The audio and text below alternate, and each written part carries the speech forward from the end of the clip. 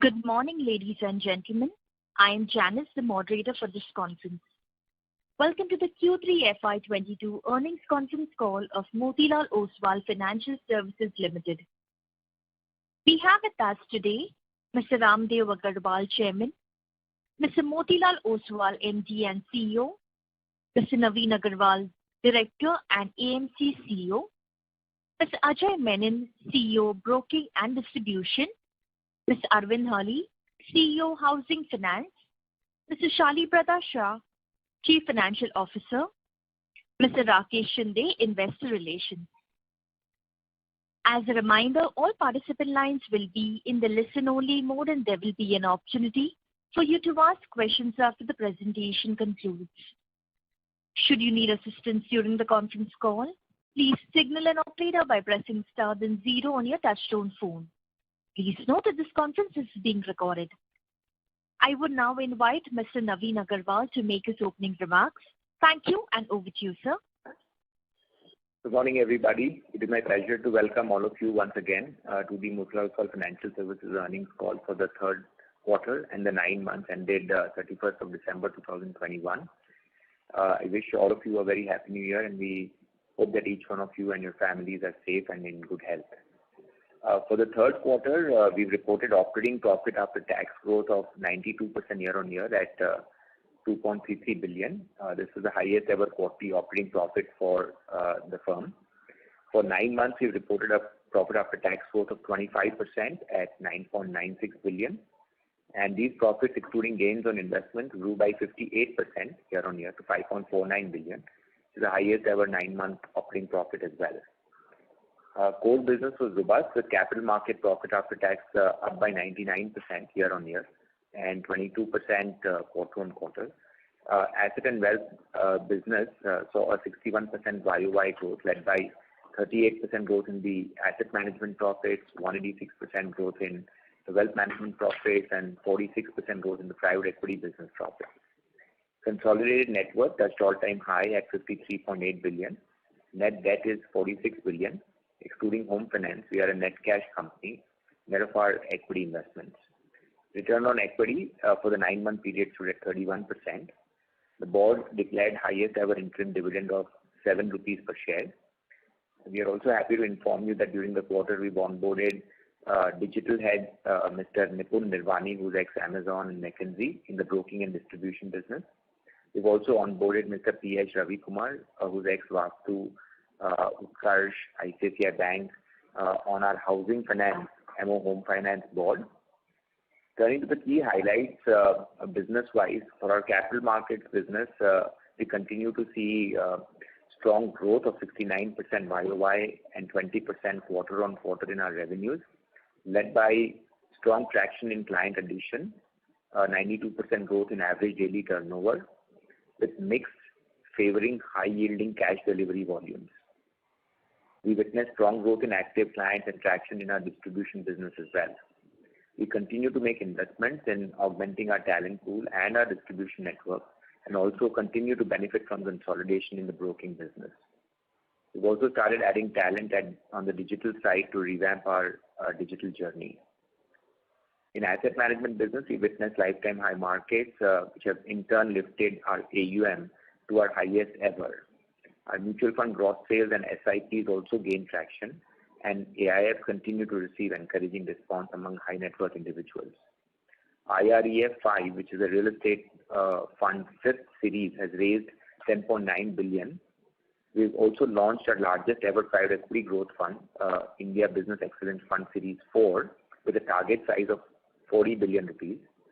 We're happy to inform you that we've received a tremendous response to the launch of this fund and achieved first close of 27 billion rupees. As far as the home finance business is concerned, we witnessed strong pickup in disbursements, traction in our logins and sanction pipeline, and a meaningful expansion in sales force to ramp up our disbursements in the coming quarters. Finally, sharp reduction in cost of funds that we have been seeing for the last few quarters continued during the current quarter, and that was the big driver for our margin expansion in this business. Further, with a series of rating upgrades we've received, we believe that liability franchise, both in terms of availability and cost of funds, is only likely to get better. I will now deep dive into individual businesses, starting with the capital market franchise, comprising of the retail broking, institutional equities, and investment banking business. Our revenues for this segment were at 7.26 billion, up by 19% quarter-on-quarter and 68% year-on-year. They were at 18.4 billion for the 9-month period, which is up by 54% year-on-year. Our capital markets business contributed to 55% of the consolidated revenues of the entire firm. Profits grew by 22% quarter-on-quarter, doubled on a year-on-year basis at 1.5 billion rupees during the third quarter. And for the 9-month period, they were up 64% at 3.5 billion rupees, led by healthy volume growth of 92% year-on-year. Within the retail broking and distribution business, we witnessed strong traction in new client additions, led by franchisee as well as our own brand channel. A total of 640,000 clients were acquired in the 9-month period, which is up by 62% year-on-year. NSE active clients have also registered a 59% year-on-year growth at 790,000 as of December of 2021.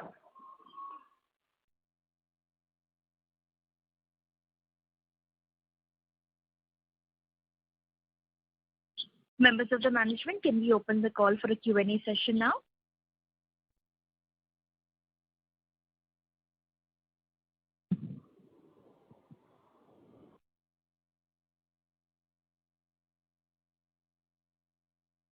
Excuse me, members of the management, this is the operator. Are you able to hear me?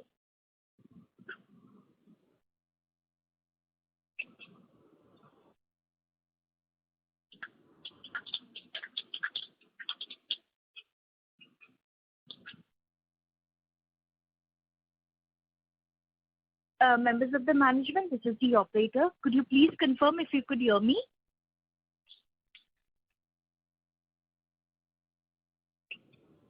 Ladies and gentlemen, I would request you all to please stay online while we check the connection for the management. Thank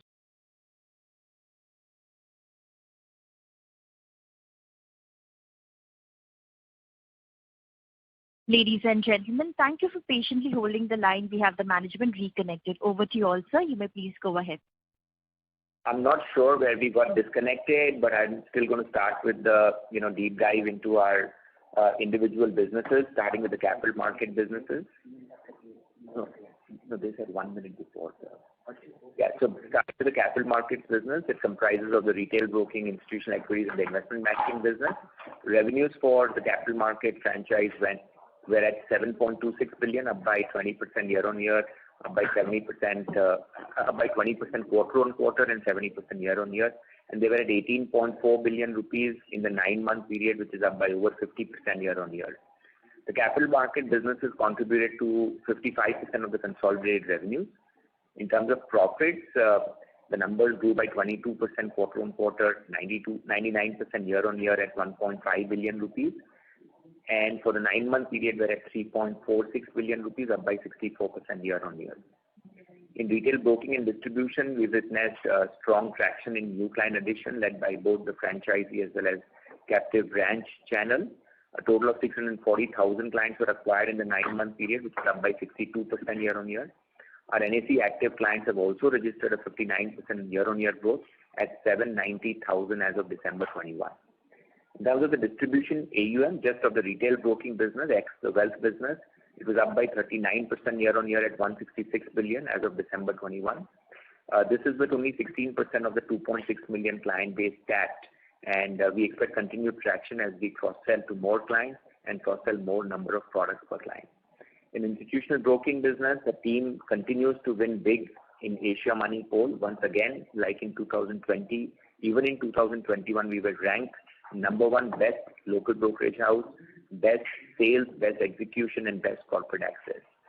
Strong improvement in domestic rankings with top 3 clients have been retained in most clients, which in turn drove our revenues and profits. This in turn has been a result of differentiated research products spanning 250 companies and over 20 sectors. In our investment banking business, we participated in 3 deals during the quarter, but importantly, we have a strong pipeline of signed IPO mandates which have started entering the market from the 4th quarter onwards, which in turn is expected to drive stronger traction in revenues and profitability in the coming quarters. Turning to the asset and wealth management business, our asset management business AUM, spanning mutual funds, PMS and AIF, stood at 507 billion rupees, up by 20% year-on-year. We witnessed a strong growth in PAT to 528 million, which is up by 27% quarter-on-quarter and up by 38% year-on-year. For the 9-month period, the asset management business profit stood at 1.3 billion, which is up by 43% on a year-on-year basis. Our equity mutual fund AUM stood at 310 billion, which is 1.5% of the industry mutual fund equity AUM of 21 trillion. We have seen improvement in performance of several products. Our gross sales and net sales have started improving. We've also witnessed favorable response towards our alternate asset offering, including AIF, and expect continued flows in these strategies. Our share of alternate assets comprising of PMS and AIF stood at 37%. We've added 340,000 SIPs in the 9-month period, which is up by 57% year-on-year. Our new SIP market share stood at 1.7% in the 9-month period. Our private equity business has fee-earning AUM of 98 billion rupees across 3 growth capital private equity funds and 4 real estate funds. In third quarter, our revenue stood at 323 million, PAT at 100 million. Our first private equity growth fund delivered XIRR of 26% plus. Average IRR on exited investments in real estate funds stood at 21% plus. Our 5th series real estate fund has raised 10.9 billion rupees. Our private equity private equity business launched the 4th series of the growth capital fund with a target size of 40 billion rupees and has already achieved the first close of 27 billion rupees. Within the wealth management business, our AUMs were at 342 billion rupees as of December 21, up by 50% year-on-year. Revenues were at 593 million for the quarter, up by 80% year-on-year, led by strong net sales of 18.4 billion in the third quarter. Our yields for this business stood at 73 basis points. Our RM count stood at 139. Our trail revenues predominantly cover our fixed costs, and strong operating leverage is visible, led by improvement in RM productivity. We continue to invest in this business by adding RMs. Overall, asset and wealth management business revenues were at 2.59 billion rupees, up by 37% year-on-year, and at 6.83 billion rupees for the 9-month period. These businesses contributed to 20% of the consolidated revenues and 21% of the consolidated profits. Turning to the home finance business, we reported a profit after tax of 188 million in the third quarter, which is up by 300% year-on-year. For the 9-month period, we reported a profit of 473 million, up by 121% year-on-year. Our NIIs grew by 10% year-on-year. NIMs expanded to 7.6% in the third quarter. Yield on advances stood at 14%. Cost of funds at 8.1%, down by 85 basis points, resulting in an expansion in spread to 5.9%, up by 65 basis points. We've raised 6 billion rupees in the 9-month period at an average cost of 7.06% versus our overall cost of funds of 8.3%. And this number is expected to trend lower in the coming quarters, led by the latest rating upgrade of the MO Home Finance Company. Disbursements during the third quarter stood at 1.9 billion, up by 19% quarter-on-quarter. We believe that the business is geared up for stronger growth in disbursements with the sales force expansion currently underway. In the third quarter, our provisions were higher due to new NPA recognition norms by RBI, which led to rise in GNPA by 120 basis points quarter-on-quarter to 3.4%. Excluding this new norm, GNPA would have been 1.3%.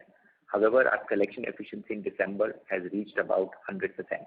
Our net gearing still stands at just 2.4 times, and Tier 1 capital adequacy remains robust at 47%.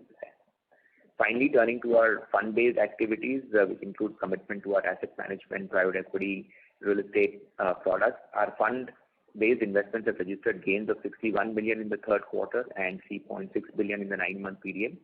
Total quoted equity investments, including unrealized gains, stood at 26.9 billion as of 9-month period. Our cumulative XIRR on these investments is about 18% since inception. Our total equity investments, including alternate funds, stood at 37.6 billion rupees as of December 21, and the XIRR on our private equity real estate investments have been a compounded 33% per annum. To sum up, our last financial year was a landmark year for us with higher highest ever revenues and profits. This year, ending March 22, we are continuing to witness similar trend as we deliver highest ever quarterly profit as well as a 9-month operating profit. Our retail broking business, which is our cash cow, has achieved new highs on various parameters, benefiting from the industry consolidation. Our institutional business continues to be ranked #1 local brokerage house for the second year in a row. Our strategy to invest business profits in our own equity investment products led to highest ever profits, and as a result, our net worth touched new highs as well. Moreover, our strategy to diversify our business model towards linear source of earnings continue to deliver results. Our asset management business is likely to gain from the process-driven investing and its niche offerings. Our wealth management business has delivered stellar performance in the 9-month period and is on its way to achieve scale in this business. Private equity business has delivered on both successful exits of its investments as well as fundraise of its largest ever fund. And finally, our housing finance business is geared for profitable growth. Each of these 7 businesses offer adequate headroom to growth. We are now open for Q&A. Thank you. Thank you very much. Ladies and gentlemen, we will now begin the question answer session. Anyone who wishes to ask a question may press star and 1 on the touchtone telephone. If you wish to remove yourself from the question queue, you may press star and 2. Participants are requested to use handsets while asking a question. Ladies and gentlemen, we will wait for a moment while the question queue assembles. The first question is from the line of Karthik Sahani from Myra Asset Management. Please go ahead. Hello, sir. Hi. Good morning. 2 questions, sir. First of all, I would like to know the size of your MTF book. And secondly, considering the digital push, I would want to know what is your target for the overall cost to income. Currently, I think it is at around 51%. Thank you. Yes. Yeah, hi. So our actually MTF book, the total funding book in our retail broking business stands at 2,100 crores at the end of the quarter. Okay. And in terms of the cost to income, overall, if you see cost to income for us has been coming down because if you see there is a margin expansion which has happened during this quarter as well. So our EBITDA margins are at 41%, and certainly we are seeing the benefit of this operating leverage playing out because not only brokerage has risen, but even other revenues continue to contribute to the operating leverage, which is the distribution income, the advisory revenues, and the interest revenues as well. So while we have invested also heavily last year as well as this year in the manpower and technology costs, we continue to do so out of our profits. However, given the operating leverage improvement year on year, but definitely we would see the cost to income lowering every year. So, sir, is there any target figure for this? So, as such, we don't have that target number, but we can assume safely 35% over at EBITDA margins, which we have been consistently having and improving over that as well. Okay, sir. Thank you. Understood. All the best. Thank you. The next question is from the line of Hitesh Gulati from Haitong Securities. Please go ahead. Yeah, thank you, sir, for giving me the opportunity, and congratulations for strong operating profit. But I just wanted to know, on the broking business, we have had this change in norms for IPO related to IPO financing. So what has been the kind of impact, positive impact that we have had in Q3 and maybe we'll have in Q4? If you could quantify that, and what will happen post Q4 March? How do you see that kind of impacting our broking revenues and profits there? Yeah, so basically what you are asking is about the IPO financing spreads that have been there in the profitability, right? Yes, sir. So basically from what I understand is that because of the new lending norms for NBFCs, some of the kind of IPOs are getting preponed in the earlier quarters, right? So we would have seen some benefit of that, right? So if you could just quantify that benefit and how it will change post Q4 March. Yeah. So as far as the IPO spreads are concerned, so during the quarter, we had a spread of about 40 crores included in our profitability on account of the IPO financing that we have done.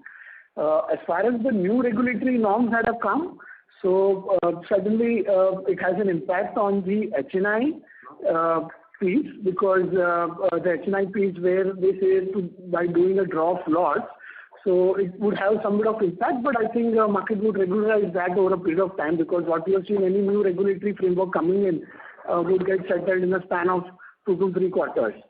So maybe there could be some bit of impact on account of that from April 1. However, we will see that normalizing in due course because of the regulatory change. Sure, sir. So 146 crore broking profit, 40 crore is IPO financing. Can we, is my understanding correctly? Sorry, I said that there is a PBT number of 40 crores included in the broking profits in Q3 of this quarter, as far as IPO financing activity is concerned. Okay, sure, sir. And just one question on cash ADTO. So if you look at Q1, it's almost flattish. So anything to read into that, sir? Sorry, you unable to hear your voice clearly. Could you repeat it? Yes, sir. So I'm talking about cash ADTO. Yeah. On cash ADTO on QOQ, we are almost kind of flat, sir. Is that understanding correct, sir? And is there any reason for that? Yes, that's right. That understanding is correct. We are flattish on a sequential basis in terms of the cash ADTO is concerned. Whereas for the F&O, we have seen improvement in our market share by 20 basis points on a sequential basis. So any reason for why it's kind of flat? So is that a market trend, or, I mean, in terms of market share, cash market share, would we be flat, or would have we lost some market share there? We have not lost any market share on the cash market. If you see that the volumes are being shifted towards the derivatives in a big way, so we have maintained our cash market share and increased our market share on the F&O. Sure, sir. Thank you. That's it from my side. Yeah. Thank you. The next question is from the line of Prakash Kapadia from Anived Portfolio Managers. Please go ahead. Yeah. Thanks for the opportunity. Could you comment on, the kind of technology spends we've done this year? Because, the entire operating environment has changed. Volumes have, gone up. Work from home was going on. So what kind of technology spends have we seen this year? Yeah. In terms of the technology spends in our retail broking and distribution business, we have a spend of averaging about 10 crores per quarter in the course of this financial year. Okay. And that should continue as we move forward? Yeah, it would continue. In fact, it has been enhancing year on year because, and this also does not include the people cost. So right. People cost is over and above this. So we continue to... Yeah. Right. So, we continue to add more talent even on the digital side of our business there, as we have been announcing every quarter on quarter. So this number will keep up looking. Right. And at a system level, we are seeing incremental demat accounts opening. Demat accounts have doubled. NFOs are doing well. SIP flows.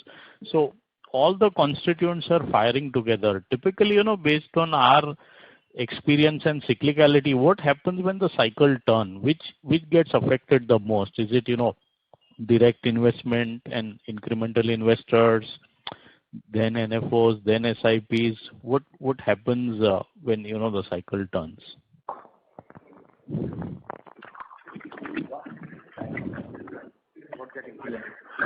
Yeah. Hello. Yeah. Yes, this sir. is Ramdev Agrawal here. Good morning. Hi, sir. Good morning, sir. So this is unprecedented cycle because the way I understand, let me tell you, and then Sure. you can take questions. One is that the demat accounts, which were for till about 2020 was 40 million, has doubled in next say 24 months. By the thing 21, it has enough 80 million. And my sense is we are headed for 200 million in next 2 to 3 years.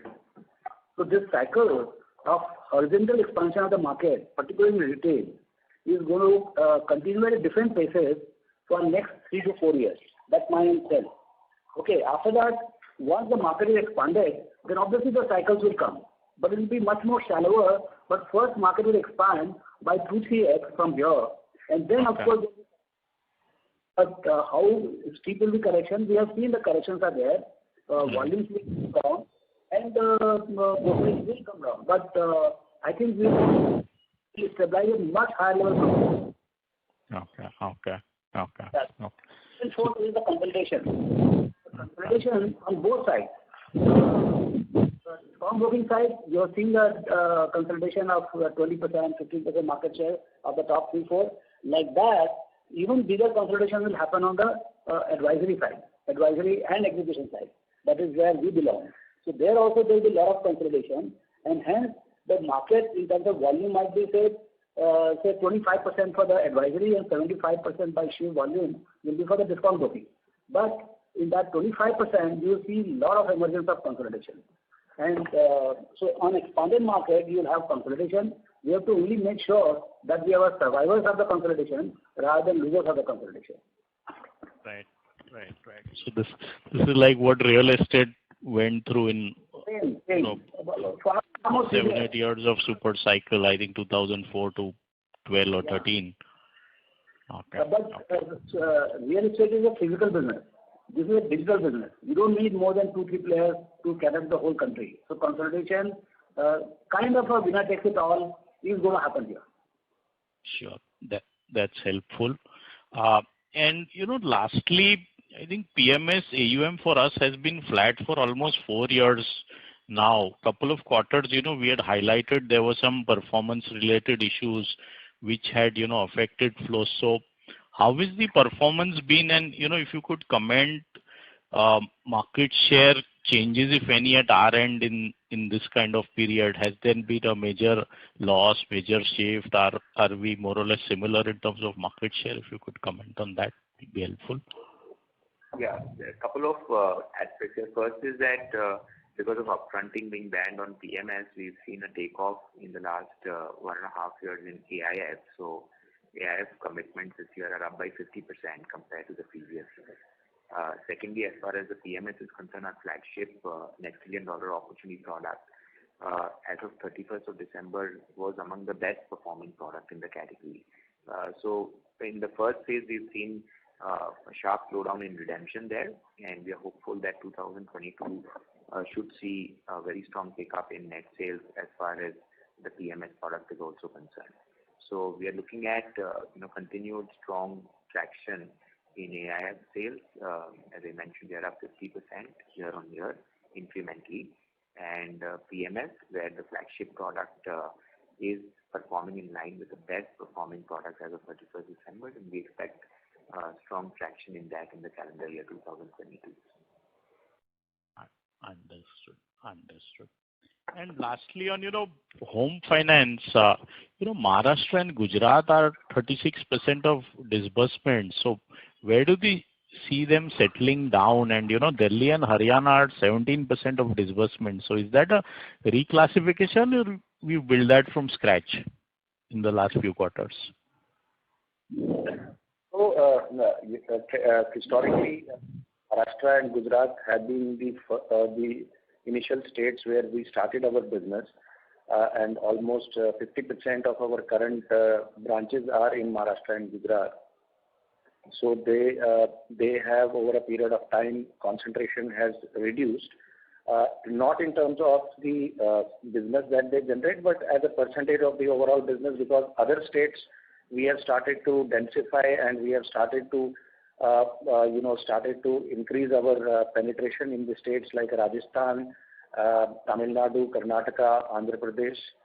Delhi, NCR and Haryana are states that we have just recently launched in the financial year 22. They have just been in operations for the last 8 months, and on an incremental basis, they have been doing pretty well, and therefore, as an overall percentage, they have shown significant contribution. But over a period of time, we expect that Maharashtra and Gujarat will continue to remain about 30% of the overall disbursal on an incremental basis. Okay. Thank you. Thank you. All the best. Thank you. Thank you. The next question is from the line of Madhukar Ladha from Elara Capital. Please go ahead. Hi. Congratulations on a good performance, and just a couple of questions from my side. First, what are the net sales in asset management for this quarter? Can you divide it in mutual fund, PMS, AIF? Net sales are 12.7 billion for the quarter, and which is comprising of 2.2 billion on alternates and rest on mutual funds.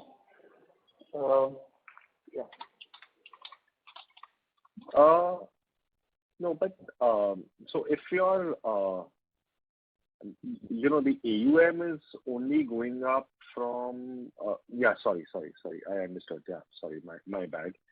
And so this time I see that there is an improvement in yields, and the profitability of the business has also improved. So there is a little bit of a margin improvement, and the tax rate is also lower.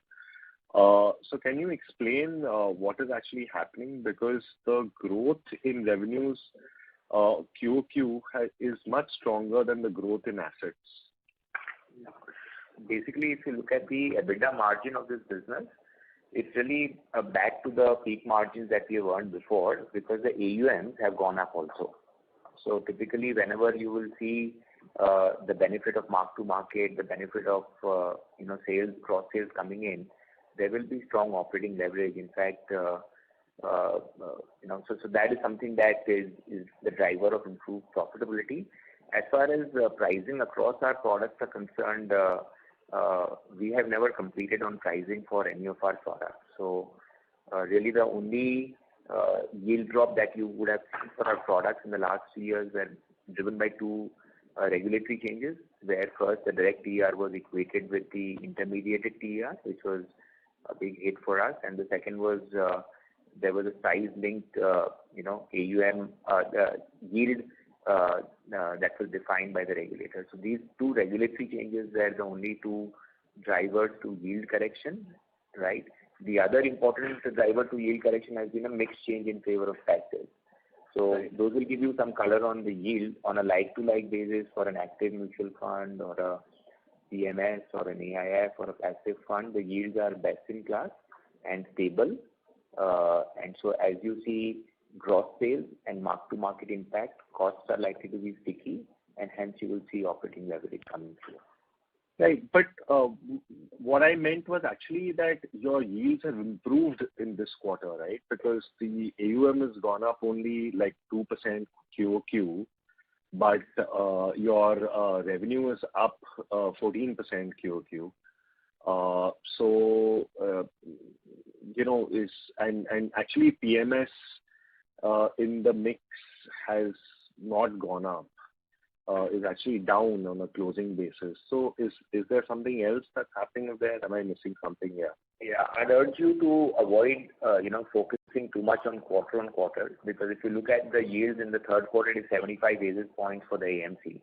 In the same quarter last year, it was 78 basis points, so down by 3 basis points. But in the second quarter, it was 72 basis points. So you will have on a quarter basis sometimes even adjustments that are being made, to the mutual fund yields to account for some overflow of expenses, etc. So maybe that may lead to 2-3 basis points up and down on a quarter basis.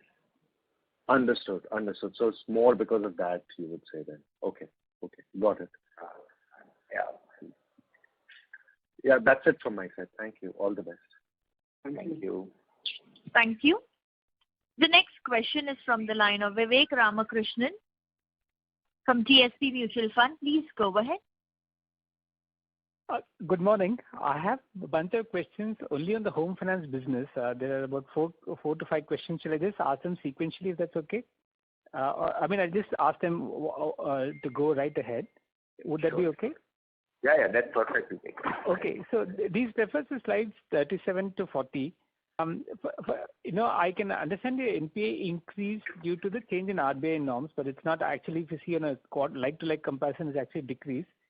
Does this change in RBI norms actually mean that your customer segment delays are possible, but eventually the money comes back, that the credit losses will be very low? That's question number one.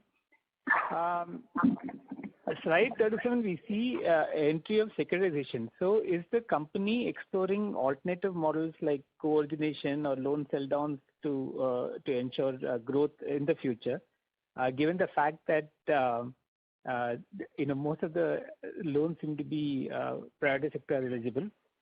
The third question is, there is incredible diversity in terms of your customer mix, product mix, etc. So is there any segment where you feel that that there is a particular risk where you need careful watching, or is this the way that the company is going to be in the future, where it is going to be spread across various segments? Because I've also noticed that a subsequent slide you've given FOIR and LTV. Is that a very critical part of doing home finance business of your kind? And the last question is in the cost to income, which has been in the 35 to 40% range throughout. With increasing operating leverage, your debt equity is also extremely low. Do you expect that this will come down sharply in the future to give better quality pre-provision profits? Thank you. Yeah. So to take your first question on NPA and the impact of the regulation, the recent regulations of Reserve Bank of India. So the segment in which we operate, which is economically weaker and low income group, naturally the income earning has been impacted because of the COVID, as well as the fact that the customer segment earns over a period of the month, and then therefore earlier the way the things were operating in terms of classification of NPA, we used to get a little more time to collect the money. Now on the day of the billing cycle itself, if the customer has crossed 90 DPD, so therefore you have to classify it as an NPA. However, we believe that as the economy is improving and the external environment is showing resilience, and there are obviously improvements, the normalization of the sudden increase in the NPA will happen, and we are already seeing that in the last 45 days, that our collection efficiencies have been almost touching 100% now. So we believe that while there has been a spurt in terms of NPA because of the regulation, which was a sort of a sudden act from the regulators, now we are focusing on these cases, and we believe that the problem is that we have to actually normalize them. It's not that one or two EMIs have to be collected as in case of the earlier regime, whereby collecting one or two EMIs you could basically roll back the NPAs. Now you have to collect all the outstanding installments. So that makes it a little tough, but I think over a period of time, given the improvement in economy, we should be in a position to reduce the NPAs. As far as securitization and direct assignment is concerned, I think it is an integral part of our strategy in terms of diversification of our liabilities, and we will definitely evaluate securitization and direct assignment of the portfolio. For any housing finance company, I think it's a very important liability strategy. As far as co-lending is concerned, we are evaluating it at this point of time. We would like to build our book rather than to go for co-lending opportunities, because our cost of funds is very good, and therefore at this point of time we would rather like to build our own books rather than to go for a co-lending. But at some stage it might make sense for us to look into that. As far as diversification of the customer mix is concerned, I think that largely we have a very balanced mix between salaried and self-employed customers. We are almost 55% salaried and 45% self-employed. Over a period of time, the mix may slightly reverse more in favor of the self-employed segment. But on an overall basis, I think it would be a very marginal difference. FOIR and LTV are basically determinants of the risk that you are taking, one on the underlying security and second on the cash flows of the customers. And these are very critical parameters for any lending business, not just housing finance business as such. So if you look at our numbers, they are pretty much they are very conservative and pretty much in control. 48% of FOIR and I think 55% on the LTV. So I think we have enough customer equity in the loans, and we are not very aggressive in terms of over leveraging the customer. As far as cost income is concerned, because we are in the build-up phase, and we will see a kind of increase in the near future. There might be a marginal increase, but over a period of time, we believe that it will come down as there would be increase in the revenues and costs will stabilize. Most of our hiring, most of our investment will obviously go in terms of hiring at the bottom of the pyramid. So while the numbers will be large, but the per person cost would be relatively lower. And as they become more and more productive, we will see that cost income ratio will reduce. 60% of the cost anyways is the manpower cost. We will also invest in technology, and we are already fairly well digitized.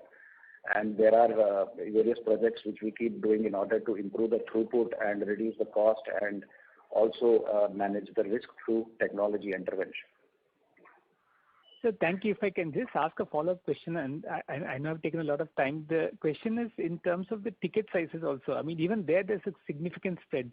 Would you go for a larger ticket size so that you can get better, quicker AUM growth? So we are largely focused. I mean, while we cater to EWS and LIG, but a large part of our incremental business is completely focused on low income group, which is basically the customer segment between annual household income of 3 lakhs to 6 lakhs. And therefore, our average ticket size, which is currently at about 9 lakhs, would tend to increase marginally, maybe to about 11 to 12 lakhs. We do source business with a maximum ticket size of 40 lakhs, but on an average basis in home loans, it would remain range bound between 10 to 12 lakhs. Thank you so much, and wish you all the best. Thank you.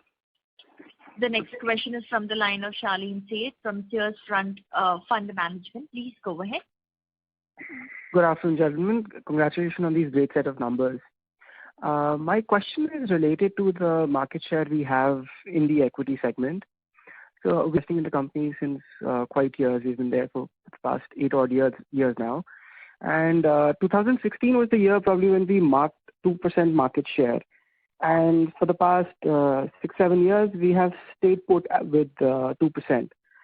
So what trend do we really understand this to be going? And I do understand there's cutthroat competition at the end, but what do we perceive for the next 5-7 years, considering that we are actually dealing with the best discount brokers now? So if you see, actually, our cash market share has continued to rise in, whereas F&O market share also, if we see, has been gradually improving. So it is also a function of market mix, where if the F&O volumes dominate, definitely the overall mix and the overall market share would look same. However, the cash market share continues to rise because we are at about 6.3% cash market share. And every year, this market share number, we are targeting to improve by between about 50 to 70 basis points, which has been the trend if you see over the last 4 to 5 years as well for our market share. Okay, right. So my second question will be on the wealth management business. So there was a significant growth that we had witnessed in this third quarter. I just wanted to understand, is this because of, is this a transactional revenue, or this is the annuity income that we perceive will grow forward? Predominantly led by the annuity revenue. There's no lumpy upfronting or transactional revenues. Obviously, broking business is also a part of the overall, broking for these clients is also a part of the overall revenues. And so basically, you've seen buoyancy in the overall broking revenues as well. We have a slide that we put out, slide number 34, which shows you that in the third quarter, the recurring revenues as a proportion of total revenues went up from 43% in the second quarter to 47% in the third quarter. All right, I see it. That's very helpful. Thank you very much. Thank you. The next question is from the line of Rishikesh Oza from Robo Capital. Please go ahead. Hi, sir. So my first question is, on a home finance, what is the average loan tenure?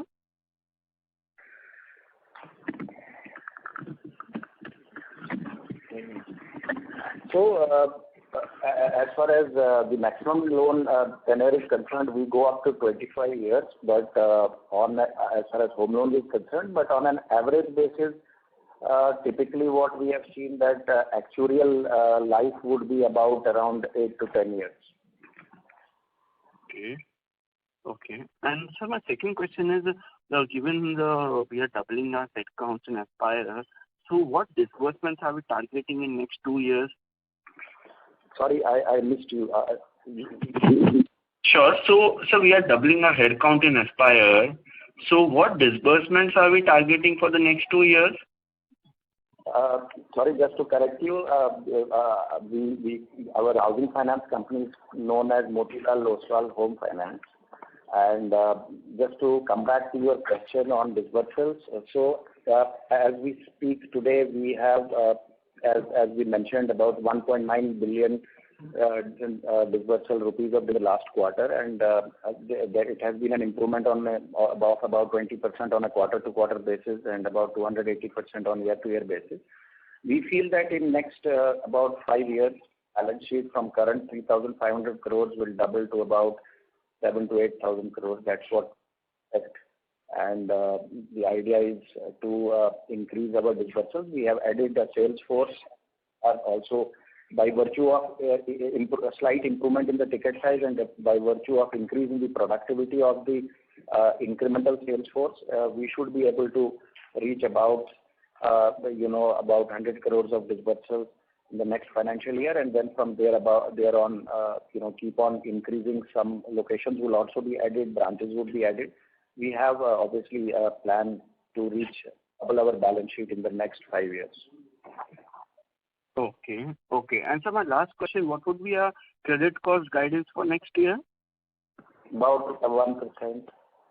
1%? Currently, it is obviously elevated because of various impacts, but next year we plan, we want to keep it within 1%.